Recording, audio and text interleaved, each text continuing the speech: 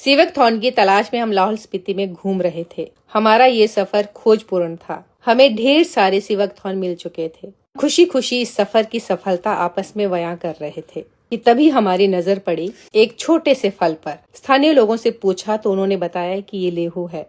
हमारी research team ने इस फल पर रिसर्च शुरू की।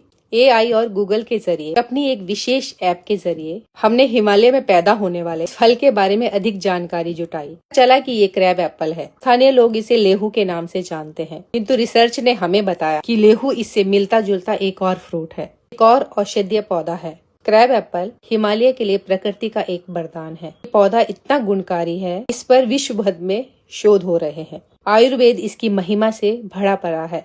ये छोटा सा दिखने वाला फल गुणों की खदान है। विभिन्न औषधियों में इसका खूब प्रयोग हो रहा है।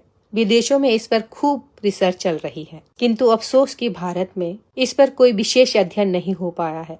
क्रैब एप्पल कैंसर जैसी बीमारियों में बेहद गुणकारी है। इस छोटे से फल में कैंसर को रोकने की अद्भुत शक्ति है। पेट और श्वास से जुड़े रोगों पर कमाल का काम करता है। दुनिया भर में इससे हजारों औषधियाँ बनाई जा रही हैं। हिमालय की प्रकृति में ये प्रचुर मात्रा में भरा पड़ा है, किंतु हैरानी की बात है कि इस ओर किसी का ध्यान नहीं जा रहा है।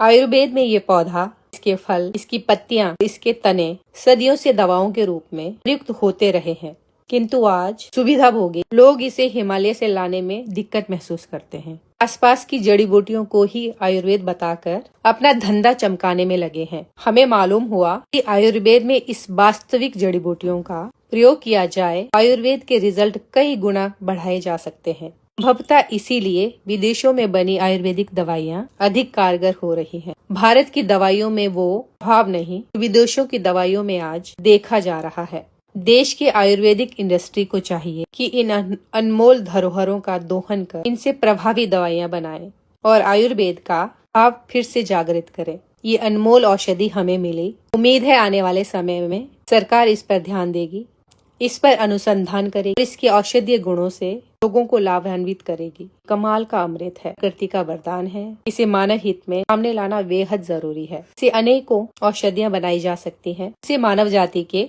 कई रोग आसानी से मिटाए जा सकते हैं। ब्लॉग में फिलहाल इतना ही। मिलते हैं अगले ब्लॉग में।